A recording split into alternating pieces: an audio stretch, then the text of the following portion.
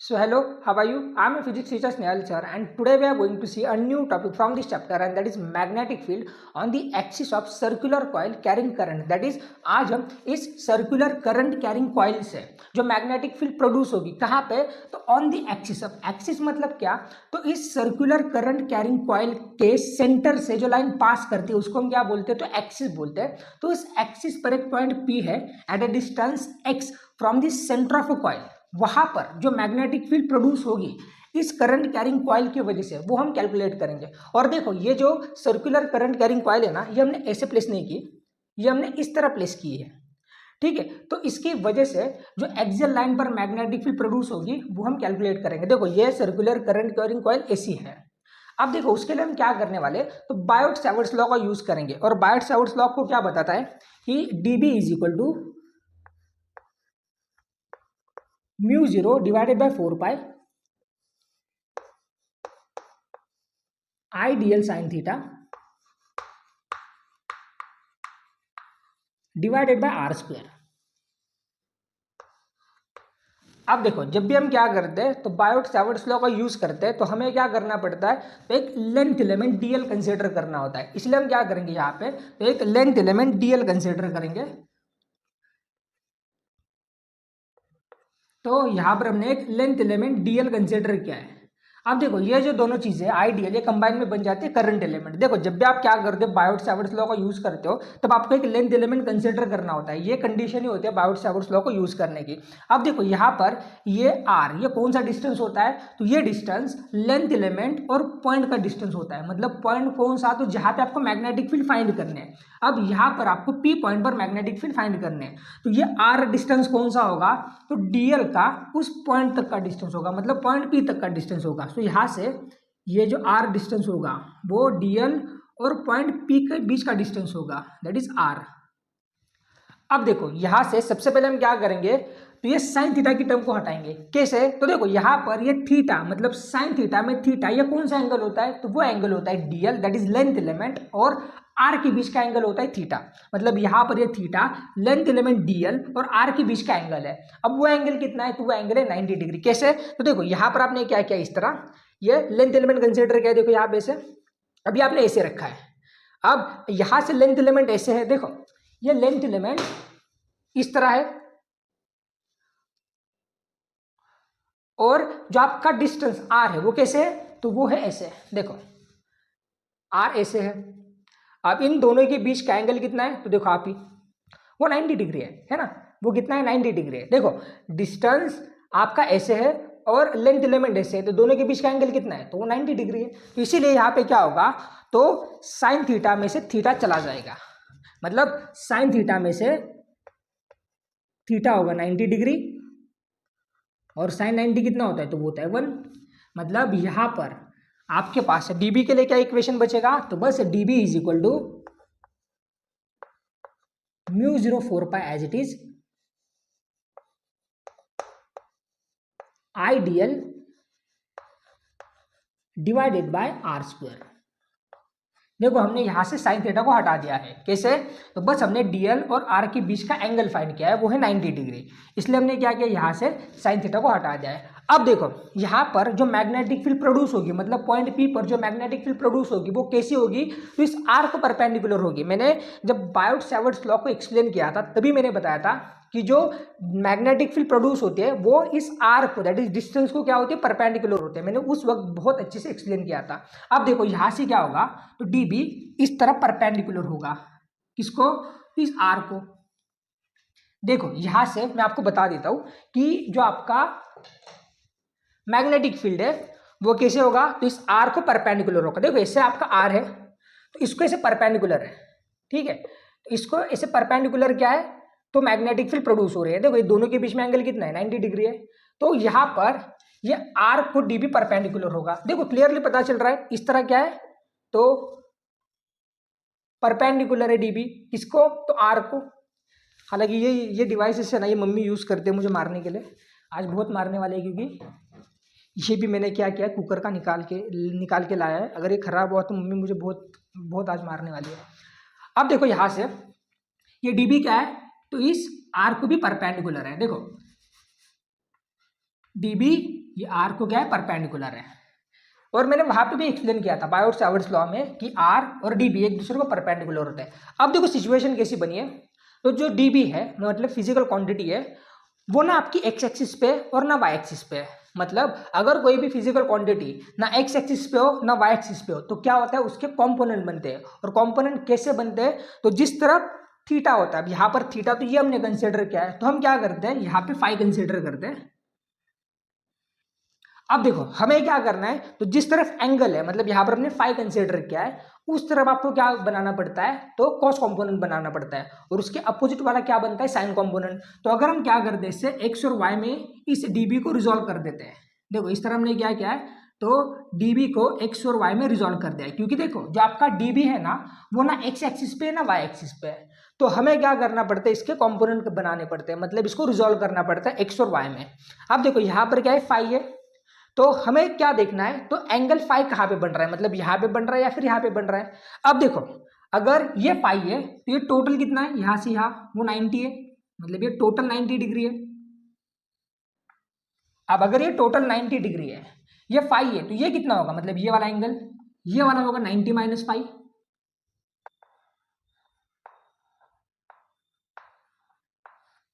अब अगर ये 90 माइनस फाई है, अब देखो ये आर है और उसको डीबी परपेंडिकुलर है, तो यहां से अगर हम क्या करते हैं, ये एंगल कंसीडर करते हैं, तो ये भी कितना है, 90 है।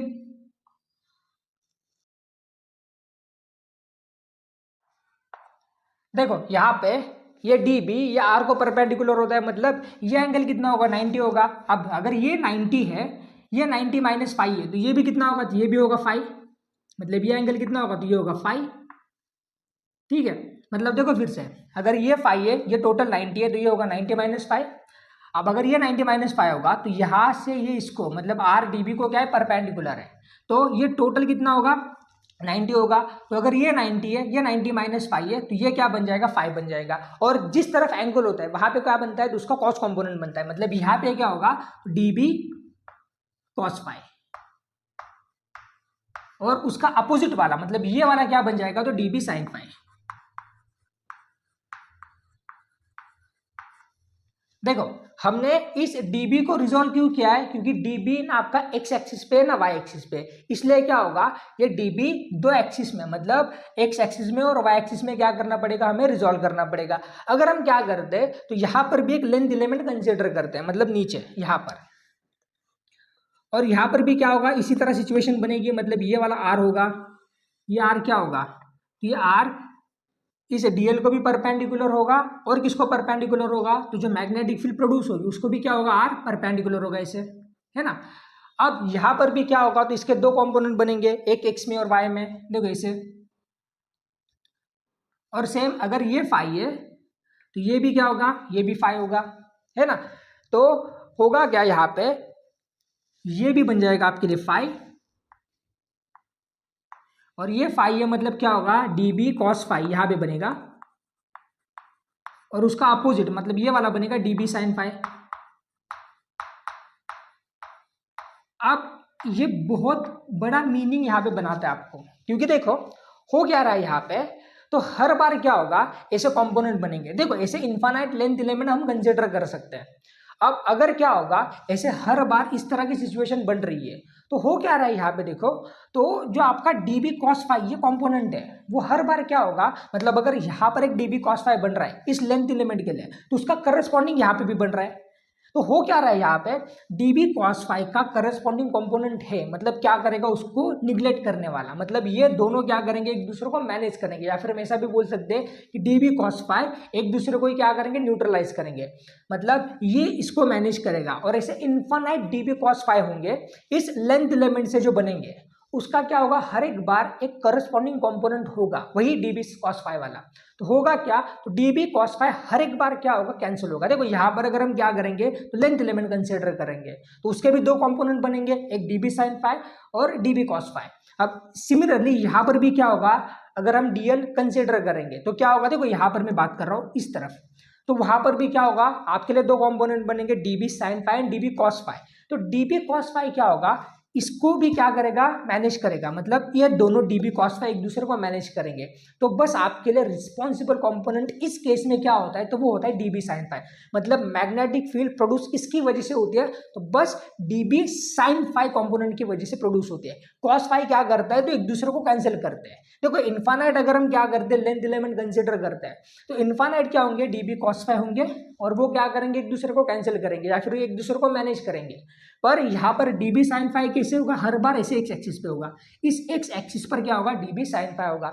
ये तो एक दूसरे को कैंसिल कर रहे हैं, तो होगा क्या, तो जो dB sin phi होगा यही कंपोनेंट क्या होगा, रिस्पॉन्सिबल होगा मैग्नेटिक फील्ड के लिए। तो हम क्या करेंगे, बस इस इक्वेशन को थोड़ा सा मॉडिफाई कर देंगे। कैसे, तो देखो dB sin phi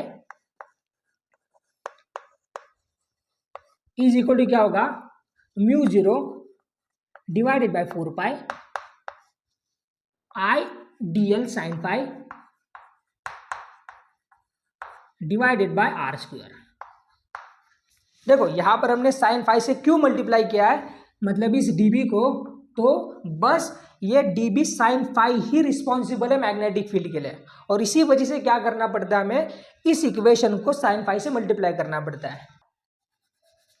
देखो अगर आपने यहां तक अंडरस्टैंड किया है, तो यहां से आगे जो इक्वेशन होगा ना, वो बहुत सिंपल इक्वेशन होगा। और देखो यहां पर मैं फिर से एक बार बताता हूं कि यहां पर हमने sin phi से मल्टीप्लाई क्यों किया है, तो sin phi ही रिस्पॉन्सिबल कंपोनेंट है, मतलब dB sin phi ही रिस्पॉन्सिबल कंपोनेंट है मैग्नेटिक फील्ड के लिए।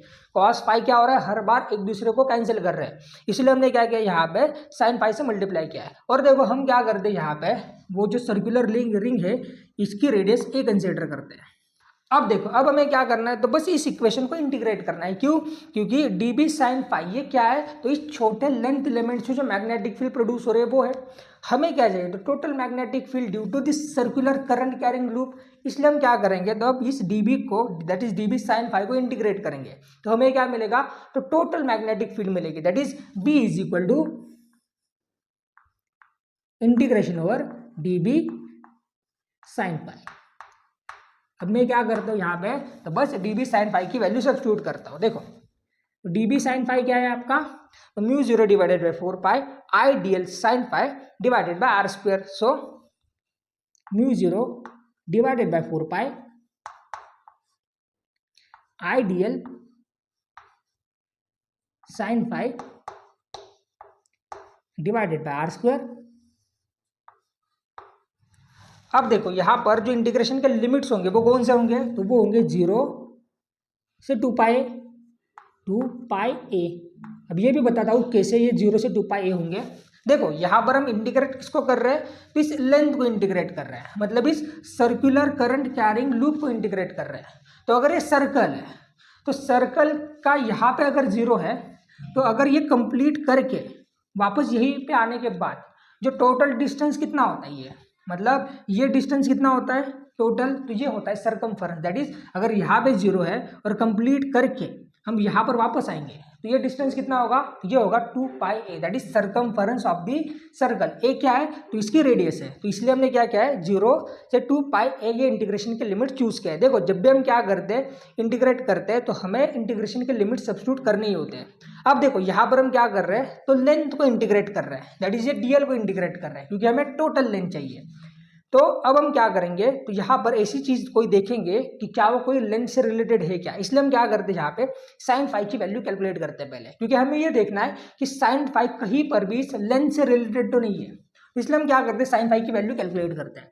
अब sine phi is equal to क्या होगा, देखो तो साइन फाई मतलब साइन थीटा या फिर साइन एंगल कौन सा होता है, तो सामने वाला डिस्टेंस, मतलब अगर ये फाई है तो उसका सामने वाला क्या है, ए है, तो ए डिवाइडेड बाय क्या होता है, हाइपोटेनस, मतलब ये 90 ये है ना, तो अगर ये 90 है तो 90 के सामने क्या होगा, तो ये आर, ये क्या होगा, हाइपोटेनस में होगा, मतलब sine phi is equal to क्या होगा, तो सामने वाला distance that is equal to A divided by hypotenuse that is equal to R. तो साइन फाई होगा आपका ए डिवाइडेड बाय आर। देखो साइन फाई सामने वाला डिस्टेंस डिवाइडेड बाय हाइपोटेनस, इसलिए ए बाय आर आया। अब हम क्या करते हैं, ये वैल्यू यहाँ पे सब्स्टिट्यूट करते हैं, तो बी इज इक्वल टू क्या होगा, इंटीग्रेशन ओवर 0 से 2 pi A mu 0 4 pi as it is I D L divided by R square as it is और साइन फाई की जगह पे आपको क्या सब्स्टिट्यूट करना है, तो A by R, so A divided by R. That is क्या होगा, देखो यहाँ से ये आर स्क्वायर और आर ये क्या बन जाएगा, आर क्यूब बन जाएगा। और देखो यहाँ पर ये सभी चीजें कांस्टेंट है, मतलब यहाँ पर हम इंटीग्रेट कर रहे हैं विद रिस्पेक्ट टू डीएल, मतलब हमारे लिए जो ऑपरेटर है वो कौन है, डीएल है। और यहाँ पर कोई भी चीज़ ऐसी नहीं है जो डीएल से रिलेटेड है। तो यहाँ पर ये सभी चीज़ें मतलब म्यू 0 4 पाई आई ए और ये आर क्यूब ये क्या बन जाएगा, सभी कांस्टेंट बन जाएगा। तो हमारे पास नेक्स्ट स्टेप क्या होगा, बी इज इक्वल टू, देखो म्यू 0 डिवाइडेड बाय 4 पाई, ये कांस्टेंट है तो बाहर आएगा, म्यू 0 डिवाइडेड बाय 4 पाई। अब ये आई और ए ये दोनों क्या है, कांस्टेंट है, ये भी बाहर आएगा। और ये आर स्क्वायर एंड आर ये क्या बन जाएगा, तो आर क्यूब बन जाएगा, वो भी कांस्टेंट होगा, वो भी क्या होगा, इंटीग्रेशन से बाहर आएगा आर क्यूब। और integration over 0 to R, sorry 2 pi A, बस डीएल बचेगा। अब हमें क्या करना होगा, तो बस इस डीएल को इंटीग्रेट करना होगा। और डीएल का इंटीग्रेशन क्या होगा, तो वो होगा एल, मतलब यहाँ पे होगा बी इज इक्वल टू, देखो mu 0 4 pi as it is, I A as it is, R cube as it is, बस इंटीग्रेशन ओवर डीएल होगा एल। और इंटीग्रेशन के लिमिट्स होंगे 0 से 2 pi A, so mu 0 divided by 4 pi I A divided by R cube, integration over DL होगा आपका L. और integration के लिमिट्स क्या होंगे, तो 0 से 2 पाई ए। और ये हम इंटीग्रेशन के लिमिट्स कैसे सब्स्टिट्यूट करते हैं, तो upper limit minus lower limit, so mu 0 divided by 4 pi I A divided by R cube, upper limit क्या है आपका 2 pi A minus 0, that is equal to क्या होगा, तो वो होगा B is equal to mu 0 divided by 4 pi I A 2 pi A divided by R cube. और यहां से क्या होगा, देखो ये a और a ये क्या बन जाएगा, तो a स्क्वायर बन जाएगा। देखो यहां पे क्या होगा, mu 0 divided by 4 pi as it is, I, देखो यहां से ये 2 और पाई को मैं पहले लिखता हूं, so 2 pi A square divided by R cube. और देखो यहां से पाई ए स्क्वायर के लिए मैं क्या लिख सकता हूँ, एरिया लिख सकता हूँ। देखो ए क्या है, तो रेडियस ऑफ दिस सर्कल है, मतलब ये जो सर्कुलर कॉइल है उसकी रेडियस क्या है, ए है। तो पाई ए स्क्वायर क्या होगा, एरिया होगा। तो मैं क्या कर सकता हूँ, और एक इक्वेशन बना सकता हूँ, मतलब यहाँ पे मैं पाई पाई को कैंसिल करने के अलावा पाई ए स्क्वायर के लिए ए लिख सकता हूँ, that is area of a circle. So mu 0 divided by 4 pi as it is, B is equal to mu 0 divided by 4 pi as it is, 2 ये वाला 2 आई एज इट इज। देखो यहां पर मैं पाई ए स्क्वायर के लिए area substitute करता हूं, that is A, and divided by क्या होगा, तो डिवाइडेड होगा R cube as it is, क्योंकि यहां पर हमने ये पाई ए स्क्वायर के लिए क्या सब्स्टिट्यूट किया है, एरिया सब्स्टिट्यूट किया है, that is pi A square के लिए हमने ए सब्स्टिट्यूट किया है। देखो यहां से हम क्या कर सकते हैं, तो इक्वेशन और थोड़ा बढ़ा सकते हैं। कैसे, देखो हमारे लिए फाइनल आंसर ये होगा, ठीक है। यहां से हम क्या कर रहे हैं, इस इक्वेशन को और थोड़ा मॉडिफाई कर रहे हैं। अब देखो अगर हमें क्या करना है, तो यहाँ पर आर की वैल्यू सब्स्टिट्यूट करना है, तो वो कैसे कर सकते हैं। देखो यहाँ पर अगर हम क्या करते हैं, तो पाइथागोरस थ्योरम यूज करते हैं इस ट्रायंगल में। सपोज मैं इसको नाम ए देता हूं और इसको ओ देता हूं, तो in triangle A O P में, देखो in triangle A O P में, देखो in triangle A O P मतलब ए ओ पी में अगर हम क्या करते हैं, तो पाइथागोरस थ्योरम यूज करते हैं। पाइथागोरस थ्योरम आपको क्या बताता है कि ये जो लाइन है इसका स्क्वायर है, ये किसके बराबर होता है, तो इन दोनों लाइंस के स्क्वायर के एडिशन के बराबर होता है। मतलब आर स्क्वायर ये किसके बराबर होता है, तो ए स्क्वायर प्लस एक्स स्क्वायर। देखो यहाँ पर ए और एक्स ये क्या है, दो साइड से इस ट्रायंगल की, तो ये होता है R square, that is R क्या होगा, तो आर होगा A square plus X square raise to 1/2। ये हमने क्या किया, यहाँ पे स्क्वायर रूट लिया है। सो हम क्या करेंगे, अब यहाँ पे आर की वैल्यू सब्स्टिट्यूट कर सकते हैं। तो वो कितनी होगी, वो होगी mu 0 divided by 4 pi 2IA।